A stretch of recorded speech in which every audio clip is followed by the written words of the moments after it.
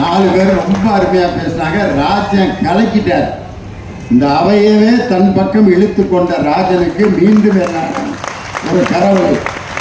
அந்த பாடகர் பாடினதை விட 2 கட்ட கூட தான் பாடினார். டி.எம். சவுந்தரராஜன் டி மைனர் ஸ்கேல்ல தான் பாடியிருக்காரு அந்த பாட்டை. நல்லவர்க்கெல்லாம் சாட்சிகள் 2 ஒன்று மனசாட்சி. இது டி மைனர் ஸ்கேல். ஆனா இவர் ஜி ஷார்ப்ல பாடினார். நல்லவர்க்கெல்லாம் 6 மணி பெட்டியிலே கட்டே கிடையாது. இவருக்கு பெட்டிக்காரர் செலவ வேண்டியதான். காணா கட்டை என்ன குரலப்பா அடடா பின்னி எடுத்துட்டார். காரணம் உங்களையும் என்னையும் இன்று இணைத்திருப்பது எது என்றால் இயல், இசை, நாடகம். இது 3ஐயும் உண்டாக்கிய ஒரே மொழி நமது தாய்மொழியான தமிழ் மொழி தான். அந்த தமிழ் மொழிக்கு நிகரான ஒரு மொழியை நீங்க பார்க்கவே முடியாது. உலகத்திலேயே முதலில் அச்சில் ஏறிய மொழி தமிழ் மொழி. பிரிண்டிங் பிரஸ், அதுல முதல்ல அச்சான மொழி எதுன்னா தமிழ் மொழி தான்.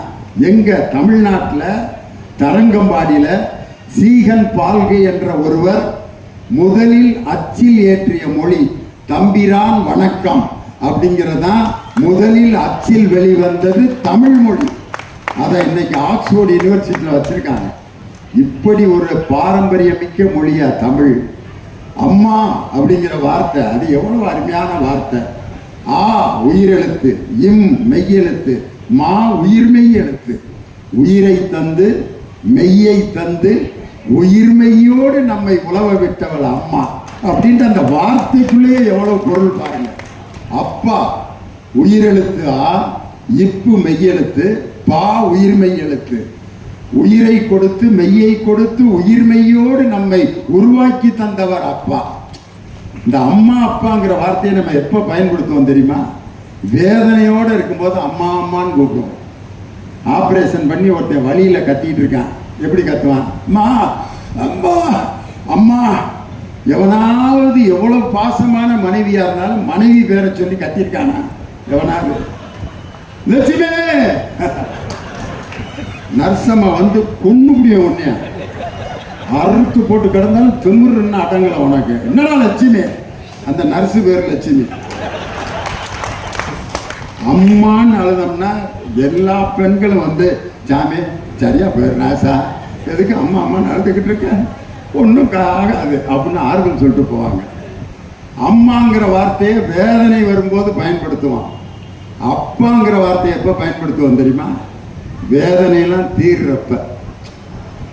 அப்பா அப்படின்னா என்ன அர்த்தம்? வேதனை தீர்ந்து விட்டது. வேதனை தீர்த்த ஒரு நேரத்தில் தான் ஒருவரை அப்பான்னு அழைப்போம், அழைப்போம். இன்று தமிழக மக்களின் வேதனையை தீர்த்து கொண்டிருக்கக்கூடிய தமிழகத்தின் முதலமைச்சரை இன்னைக்கு எல்லாரும் அப்பா அப்படின்னு கூப்பிடுறாங்க. அதான் அப்பாங்கிற வார்த்தை. தமிழ் மொழிக்கு அவ்வளோ ஒரு சிறப்பு. 80 வயசுக்கு மேல ஆயிடுச்சு, போய் லண்டன்ல சிம்பொனி இசை அமைச்சிட்டு வந்தார் பார் இசைஞானி இளையராஜா என்ற ஒரு மாபெரும் தமிழன். அவருக்கு ஹிந்தி தெரியாது.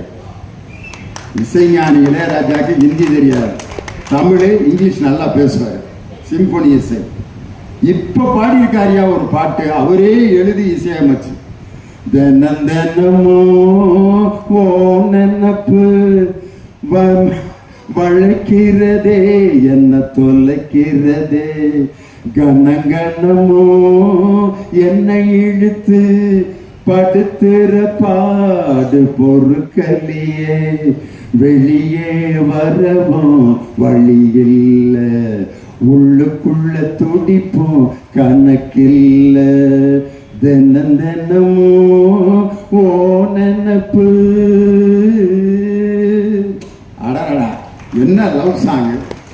ஆனா வேலூர் மக்களை நம்பவே முடியல. வாழும் கவிஞர்களுக்கும் கைதட்டுறீங்க, வாழ்ந்த கவிஞர்களுக்கும் கைதட்டுறீங்க. இது எதுக்குன்னா என்னைய மெண்டலாக்குறது. நீ எதுக்கு தீர்ப்பு சொல்றன்னு பாப்போமா? ஆனா நிகழ்ச்சி தொடங்கினதிலிருந்து ஒருத்தர் கூட எழுந்து போகல. ஒரு கால் ஆஃப் நேச்சரை கூட யாரும் போகல. உண்மையில ஒரு 5 பேர் எந்திரிப்பாங்க. நான் வந்து அவங்க மேடத்திட்ட சொல்லி அசிஸ்டன்ட் கலெக்டர்கிட்ட சொல்லி எந்திரிச்சிட்டாங்க முடிச்சிடுறேங்கன்ட்டு. இப்ப பட்டிமன்ற தலைப்பு எப்படி ஆயிடுச்சுன்னா, ரசனையில் விஞ்சியது திண்டுக்கல்லா வேலூரான. உங்களை தப்பா கணக்கு போட்ட திண்டுக்கல் தோல்வி அடைந்து விட்டது. வெற்றி எங்கள் வேலூர் மக்களுக்கு தான். இன்னைக்கு வாழும் கவிஞர்கள்ல எப்படிப்பட்ட கவிஞர்கள், எப்படிப்பட்ட பாட்டு.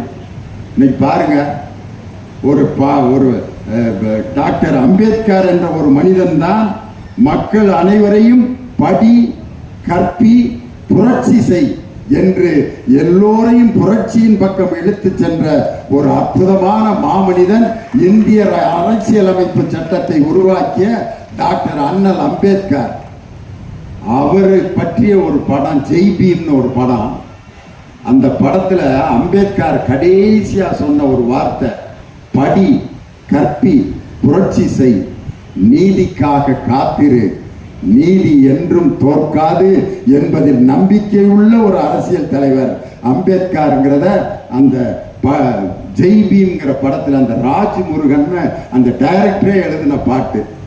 தழகோதான் இளங்காத்து செய்தி கொண்டு வரும், மழையோடும் விளையாடும் வாழ சொல்லி தரும், ரொம்ப பக்கம்தான் நிழல் நிக்குதே நிக்குதே, உன்னை நம்பி முன்னணி போகையில பாத உண்டாகும், நிக்காம முன்னேறு கண்ணோரா ஏ கண்ணீரு, தழகோதும் இளங்காத்து செய்தி கொண்டு வரும், மரமாகும் விதையெல்லாம் வாழ சொல்லி தரும். இப்படி ஒரு நம்பிக்கையான வார்த்தைய இன்னைக்கு இருக்கிற வாழும் கவிஞன் தானையா எழுதுனா. பூவுக்குள் ஒளிந்திருக்கும் கனி கூட்டம் அதிசயம், வண்ணத்து பூச்சி உடம்பில் ஓவியங்கள் அதிசயம், துளை செல்லும் காற்று மெல்லிசையாதல் அதிசயம், குருநாதர் இல்லாத குயில் பாட்டு அதிசயம். ஐஸ்வர்யா ராய்க்குனே வைரமுத்து போட்டார். அதிசயமே அசந்து போகும் நீ எந்தன் அதிசயம், கல் தோன்றி மண் தோன்றி கடல் தோன்றும் முன்னாலே உண்டான காதல் அதிசயம். என்ன கற்பனை! இப்படி ஒரு கற்பனைய வாழ்ந்த கவிஞர்கள் யாராவது பாடிருக்காங்களா ஐயா? நல்லா கேளுங்க நடுவர் அவர்களே. அப்படிங்கிறாங்க புது பாட்டு. நெஞ்சுக்குள் பெய்திடும் மாமழை, நீருக்குள் மூழ்கிடும் தாமரை, சட்டென்று மாறுது வானிலை, கண்ணே உன்மேல் பிழை, நில்லாமல் வீசிடும் பேரழை, நீருக்குள் மூழ்கிடும் தாமரை. ஓ சாந்தி சாந்தி ஓம் சாந்தி, என் உயிரை உயிரை நீ ஏந்தி எங்கு சென்றாய் சென்றாய் என்னை தாங்கி, என் வாழ்வில் நீ ஓர் அந்தாதி, நெஞ்சுக்குள் பெய்திடும் மாமழை, நீருக்குள் மூழ்கிடும் தாமரை. தாமரைங்கிற கவிஞர் எழுதின ஒரு அருமையான பாட்டு. கண்கள் இரண்டால் உன் கண்கள் இரண்டால் என்னை கட்டி இழுத்தாய் இழுத்தாய் போதாதென, கள்ளச்சிரிப்பில் ஒரு வார்த்தை இல்லையே, என்னை தள்ளிவிட்டு தள்ளிவிட்டு மூடி மறைத்தாய். தாமரைங்கிற கவிஞர் கண்ணுல பேசாத மொழிய வாயால் பேச முடியாது. ரெண்டு காவலர்கள் கூட்டத்துல கண்ணுக்குள்ளே பேசிக்கிறாங்க, பாத்துருக்கீங்களா? கண்ணாடிய கலட்டினா தான் உங்களுக்கு புரியும்.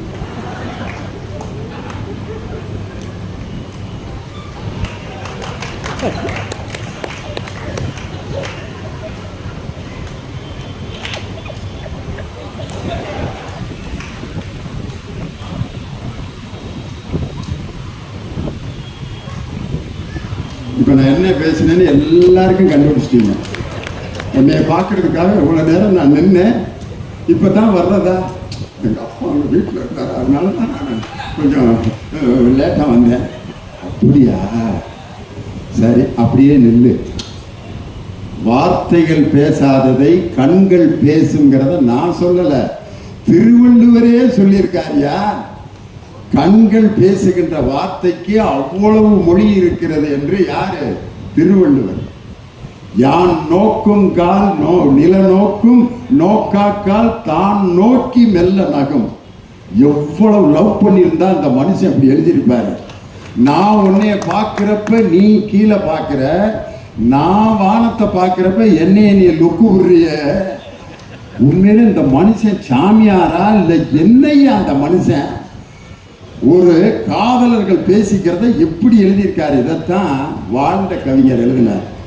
உன்னை நான் பார்க்கும் போது மண்ணை நீ பார்க்கின்றாயே, விண்ணை நான் பார்க்கும் போது என்னை நீ பார்க்கின்றாயே, நேரிலே பார்த்தால் என்ன நிலவென்ன தேய்ந்தா போகும், புன்னகை புரிந்தால் என்ன பூமுகம் சிவந்தா போகும், நேற்று வரை நீ யாரோ நான் யாரோ. கண்ணதாசன். இந்த கண்ணதாசன் இந்த இதுக்கு தகுந்த மாதிரி வாழும் கவிஞர் இன்னைக்கெல்லாம் எழுதலை ராஜா. வயசாகி போய் பிள்ளைங்கெல்லாம் கை விட்டு போய் அந்த பெருசுக ரெண்டும் படுத்து அப்போ ரெண்டும் பேசிக்கிற டயலாக். இப்போ நான் யோசனை பண்ணி பார்க்குறேன். எனக்கு ஒரு 80 வயசு ஆகி என் வீட்டுக்காரம்மாவுக்கு ஒரு 75 வயசு. ரெண்டு பேரும் உட்காந்து என்ன பேசுவோம்?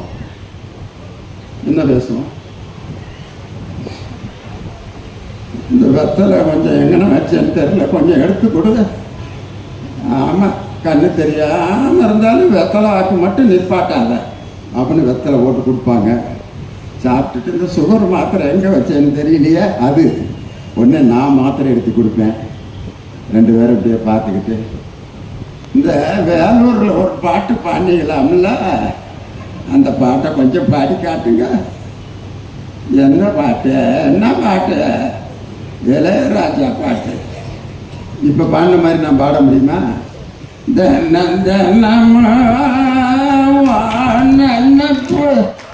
வளைக்கிறது என்ன தொலைக்கிறது அப்படின்னு. அப்போ என் வீட்டுக்காரம்மா சொல்லுது, எப்படிங்க உங்கள் குரல் இன்னும் அப்படியே இருக்கு அப்படின்னு. அப்படியேவா இருக்கு? கிழிஞ்சு போய் கிடக்குது. ஆனால் அவளுக்கு அப்படியே இருக்கு. புருஷன் எப்படி இருந்தாலும் ரசிக்கிற அந்த வயசு இருக்கு பார்த்தீங்களா, அந்த வாழ்க்கை. அடடா, கண்ணதாசன் எழுதினார். உன் கண்ணில் நீர் வழிந்தால் என் நெஞ்சில் உதிரம் கொட்டுதடி, முள்ளில் படுக்கையிட்டு இமையை மூட விடாதிருக்கும் பிள்ளை குலமடியோ என்னை பேதமை செய்யுமடி, ஆலம் விழுதுகள் போல் உறவு 1000 இருந்தும் என்ன, வேறென நீ இருந்தாய் அதில் நான் வீழ்ந்து விடாதிருந்தேன், உன் கண்ணில் நீர் வழிந்தால் என் நெஞ்சில் அப்படின்னு அந்த மடியில படுத்து கால சுமை தாங்கி போலே மார்பில் என்னை தாங்கி வீழும் கண்ணீர் துடைப்பாய் அதில் என் விம்மல் தனியுமடி, பேருக்கு பிள்ளை என்று பேசும் பேச்சுக்கு சொந்தம் உண்டு, என் தேவையை யார் அறிவார், உன்னை போல் தெய்வம் ஒன்றே அறியும் அப்படின்னு அந்த பத்மினி மடியில படுத்து கிடப்பாரு பாருங்க. இந்த மாதிரி பிள்ளைகளால கைவிடப்பட்ட தாய் தகப்பனுக்கு இன்னைக்கு நம்ம தமிழகத்தினுடைய முதலமைச்சர் அன்பு சோலை அப்படின்னு ஒரு இல்லத்தை உருவாக்கி அரசு சார்பாக முதியோர்களுக்கு இல்லம் அமைத்து கொடுத்திருக்காரு. இதுக்கு இந்த முதியோர்களுடைய வேதனையை பாடினது வாழ்ந்த கவிஞர் தானே. என்ன ஒரு சைடா போயிட்டு இருக்கேன்னு பாக்குறீங்களா? ஒன்றும் இல்லை, அன்றைய இருந்த கவிஞர்கள், மக்களை சிந்திக்க வைத்த கவிஞர்கள், வாழ்ந்த கவிஞர்கள். ஒரே ஒரு பாட்டு, பட்டுக்கோட்டை கல்யாண சுந்தரம். ஆறறிவில் ஓரறிவு அவுட்டு, இருக்கும் ஐந்தறிவு இருக்கும் முன்னா அதுவும் கூட டவுட்டு. ஆறறிவில் ஓரறிவு அவுட்டு. அடுத்த வரி, ஏமாந்த மனதிலும் ஆமாஞ்சாமி குணத்திலும் எந்த நேரம் ஓயாத மூடத்தனத்திலும். லாஸ்ட் எப்படி முடிப்பார் தெரியுமா? அட சிந்திக்காத இடங்களிலும் தெண்ட சோத்து மடங்களிலும் ஆறறிவில் ஓரறிவு அவுட்டு. எங்க ஆறறிவில் ஓரறிவு அவுட்டு? இன்னைக்கு சுனிதா வில்லியம்ஸ் 262 நாள் விண்வெளியில் இருந்துட்டு இங்க தமிழ்நாட்டுக்கு வந்திருக்கிறார். ஒரு பெண் 262 நாள் வான்வெளியில் இருந்துட்டு வந்து ஒரு பெண்ணால் சாதிக்க முடியுது. ஆனா இன்னைக்கு ஒரு வீட்டில் நீங்க பிரச்சனை உண்டு பண்ணணும்னா வேற ஒன்றும் செய்ய வேணாம். ஒரு எலுமிச்சம்பழத்தை குங்குமத்தில் 2ஆ வெட்டி குங்குமத்தை தொட்டு ஒரு கம்பளி கயிறை கட்டி காலையில் அந்த வீட்டில் உருட்டி விட்டுருங்க. தொலைஞ்ச அந்த வீடை வச்சுட்டாங்க. செய்வாங்க. என்ன ஆக போகுதோ அந்த நேரம் பார்த்து மனைவிக்கு வகுறு வழி வருந்து எலுமிச்சம்பழத்தை உருட்டிட்டாங்கல்ல. மகன் கணக்கில் பெயிலா போவான், அதுக்கு எலுமிச்சம்பழத்தை தான் காட்டுவேன். பணம் காணா போவேன், எலுமிச்சம்பழத்துக்கும் பணம் காணா போனதுக்கு ஏதாவது சம்பந்தம் இருக்கா? இவ்வளவு அறிவியல் வளர்ச்சி அடைந்த பிறகும் செவ்வாய் கிரகத்துக்கே வான்வெளி பயணத்திற்கு தயாராகி இருக்கிறது இந்தியாவின் இஸ்ரோ. நாராயணன் அன்னைக்கு பேட்டி கொடுக்கிறாரு. பெண்கள் மட்டும் அமர்ந்து செவ்வாய் கிரகத்தை ஆராய்ச்சி செய்வதற்கு சந்திரயான் 5 தயாராகி கொண்டிருக்கிறதுன்னு நாராயணன் பேட்டி கொடுக்கிறாரு. ஆனா இன்னைக்கும் பொம்பளை பிள்ளைகளுக்கு செவ்வாய் தோஷம். அதுக்கு செவ்வாய் தோஷம் மாப்பிள்ளையவே பாரு. இன்னும் 1000 பெரியார் வந்தாலும் இந்த குறுப்புகளை திருத்த முடியாதுயா. செவ்வாய் கிரகத்துக்கு ராக்கெட் விட்டுக்கிட்டு இருக்கான். இப்போ போய் செவ்வாய் தோஷம்னு ஜோசியம் பார்த்து கொண்டு ஒரு பெண்ணின் வாழ்க்கையை கெடுத்து கொண்டிருக்கிறீர்களே. ஆறறிவில் ஓரறிவு அவுட்டு என்று பாடிய பட்டுக்கோட்டை கல்யாண சுந்தரம். மனமாலை இழந்த தாயே, முக மஞ்சள் இழந்த தாயே, உடல் விதவையானதாலே மனம் விதவையாவதில்லை. ஒரு மிருகம் போடும் ஓலம் அதை சகுனம் என்று சொல்வார். தன் துணை இழந்த பெண்ணை வெகு தூரம் நிறுத்தி வைப்பார் என்று பாடிய கண்ணதாசனின் புரட்சிகரமான சிந்தனை. எல்லாரும் எல்லாமும் பெற வேண்டும், இங்கு இல்லாமை இல்லாத நிலை வேண்டும். வல்லான் பொருள் உகுவிக்கும் தனி உடைமை நீங்கி வர வேண்டும் திருநாட்டில் பொது உடைமை என்று பாடிய கண்ணதாசன். வேப்பமர உச்சியில் நின்று பேயொன்னு ஆடுதுன்னு விளையாட போகும்போது சொல்லி வைப்பாங்க என்று பாடிய பட்டுக்கோட்டை கல்யாண சுந்தரம். மனுஷனை மனுஷன் சாப்பிடுறாண்டா தம்பி பயலே என்று பாடிய மக்களை பாடிய மருதகாசி. இந்த வாழ்ந்த கவிஞர்கள் தான் இன்றும் இலக்கியமாக நிலைத்து நின்று கொண்டிருக்கிறார்கள். வாழும் கவிஞர்கள் இன்னும் ஒரு 50 ஆண்டுகள் கழித்து வேண்டுமானால் வாழ்வார்கள். ஆனால் வாழ்ந்த கவிஞர்கள் தான் இலக்கியத்திலும் வாழ்வியலிலும் மகிழ்வூட்டி வழிகாட்டி கொண்டிருப்பவர்கள் வாழ்ந்த கவிஞர்களே என்று தீர்ப்பு சொல்லி இந்த அருமையான வேலூர் ரசிக பெருமக்களுக்கு நன்றியும் வாழ்த்துக்களையும் சொல்லி விடைபெறுகிறேன். நன்றி, வணக்கம்.